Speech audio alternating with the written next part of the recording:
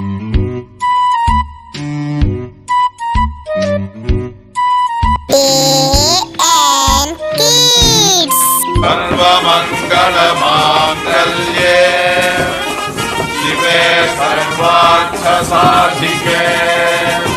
एक घने जंगल में टुनटुनी चिड़िया अपने पति बंटी कबूतर के साथ रहती थी। उसकी एक बेटी थी जिसका नाम टोनी था। टुनटुनी चिड़िया और बंटी कबूतर मजदूरी करते थे। उन्हें मजदूरी करके जो भी पैसे मिलते थे उनमें से वो आधे पैसे अपनी बेटी की शादी के लिए जमा करते थे और आधे पैसे से अपना घर चलाते थे।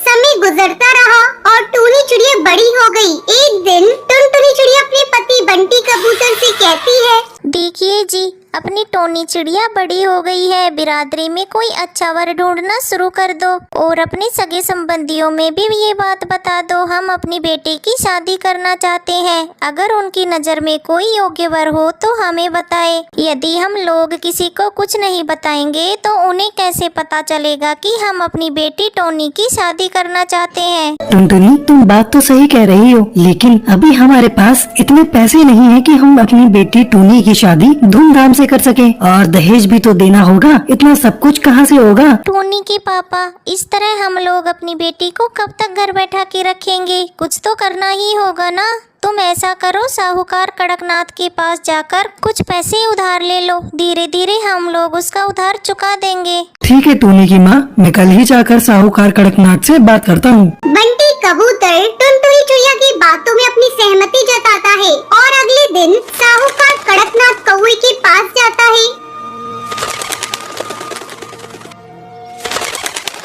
साहूकार जी, मेरी बेटी विवाह योग्य हो गई है। मैं अपनी बेटी की शादी करना चाहता हूँ, पर पैसे थोड़े कम पड़ रहे हैं। अगर आप उधार दे देते तो मैं अपनी बेटी की शादी धूमधाम से कर पाता। ठीक है बंटी कबूतर, पैसे तो मैं तुम्हें दे दूंगा, पर तुम गिरवी रखने के लिए क्या लाए हो? मैं बिना गिरवी रखे किसी को पैसे नहीं देता। अगर कहीं तुम मेरे पैसे लेकर मुकर गए तो मैं कहाँ जाऊँगा मांगने? तुम्हारे पास यदि कुछ है तो गिरवी रख कर पैसे ले जाओ। बंटी कबूतर निराश मन से अपने घर वापस लौट आता है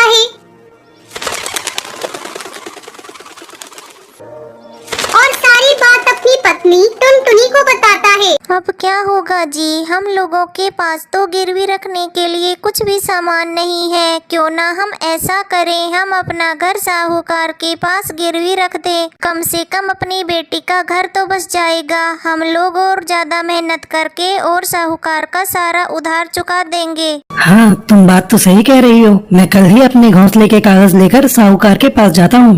अगले दिन बंटी कबूतर अपना घर साहूकार के पास गिरवी रखकर पैसे ले आता है।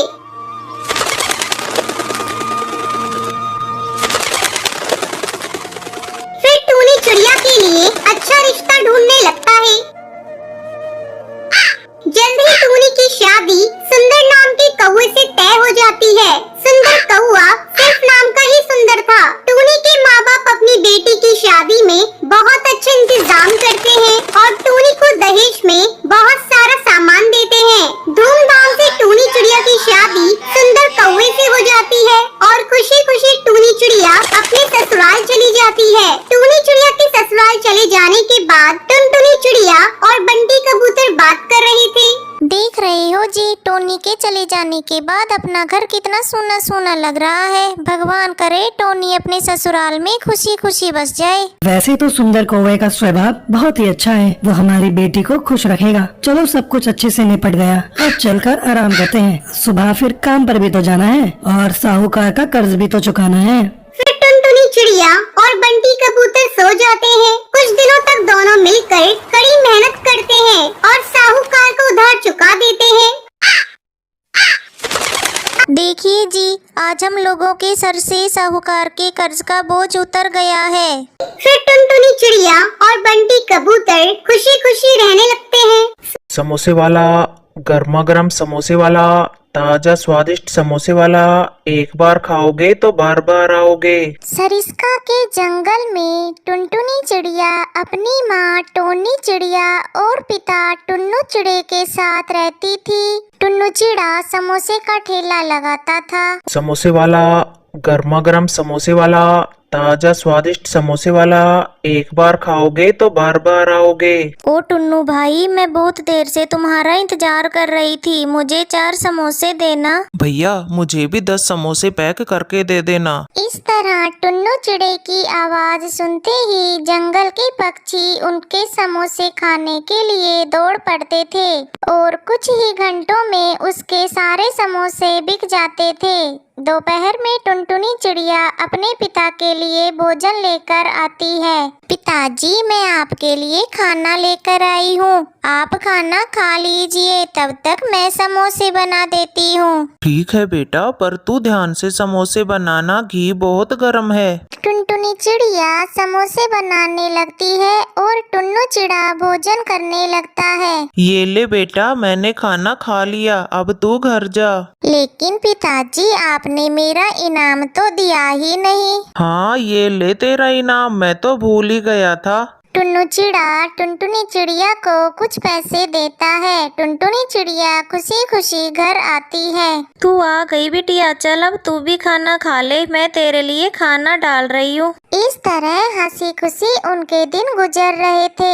एक दिन टुनटुनी चिड़िया अपने पिताजी के पास भोजन लेकर जाने ही वाली थी, तभी सुंदरी कौवी वहाँ आ जाती है। अरे बिटिया, तेरी माँ कहाँ है? उन्हें लेकर जल्दी अस्पताल चल, समोसे बनाते समय तेरे पिता के शरीर पर गरम गरम घी गिर गया है, जिससे वो बुरी तरह जल गए हैं। जंगल के कुछ पक्षियों ने उन्हें अस्पताल में भर्ती करा दिया है। टुनटुनी चिड़िया और टोनी चिड़िया सुंदरी कौवी के साथ अस्पताल पहुंचती हैं। डॉक्टर, ये लो मेरी गुल्लक, इसमें से सारे पैसे ले लो, लेकिन मेरे पिताजी को जल्दी से ठीक कर दो। घर के सारे पैसे टुन्नू चिड़े के इलाज में खत्म हो जाते हैं। 2 दिन बाद टुन्नू चिड़े को होश आता है, तब टोनी चिड़िया उससे मिलने आती है। ये सब कैसे हो गया जी? आप देखकर काम क्यों नहीं करते? पता नहीं टोनी, ये सब कैसे हो गया, आज से पहले कभी मेरे ऊपर घी नहीं गिरा था।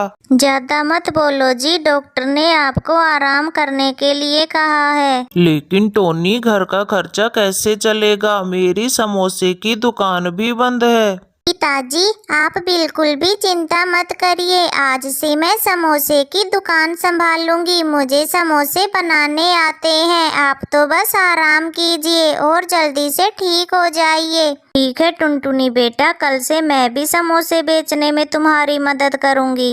अगले दिन से टुनटुनी चिड़िया अपनी माँ के साथ मिलकर समोसे बेचने लगती है। इस तरह कुछ दिन बीत जाते हैं। ऐसे में एक दिन एक पक्षी उसके ठेले पर आता है। टुन्नू चिड़े की समोसे की दुकान यही है? हाँ, यही है जी, कहिए क्या है? वो मेरे कड़कनाथ सेठ जी ने मुझे यहाँ भेजा है, उन्हें 200 समोसे चाहिए। उनकी बेटी का जन्मदिन है, हर बार वो टुन्नू चिड़े से ही समोसे बनवाते हैं।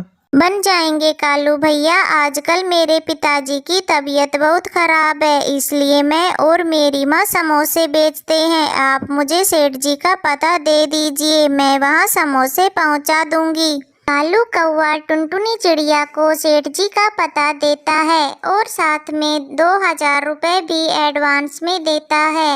ये देखकर दोनों माँ बेटी खुश हो जाती हैं और समोसे बनाने में जुट जाती हैं। 2 घंटे की कड़ी मेहनत के बाद टुनटुनी चिड़िया और उसकी माँ मिलकर 200 समोसे बना लेती हैं और टुनटुनी चिड़िया उसे सेठ के पते पर ले जाकर पहुंचा देती है। कड़कनाथ सेठ समोसे के बचे हुए पैसे देता है, जिसे लेकर टुनटुनी खुशी खुशी अपने घर आती है। फिर वो पैसे अपने पिताजी को देते हुए बोलती है, पिताजी ये लीजिए 5000 रुपए, आज मैंने कड़कनाथ सेठ के लिए 200 समोसे बनाए हैं, उसी के ये पैसे हैं। एक साथ इतने सारे पैसे देखकर टुन्नू चिड़ा बहुत खुश होता है। टुनटुनी, ये सब तो तेरी मेहनत और लगन का नतीजा है, नहीं तो आज हम लोग बर्बाद हो गए होते।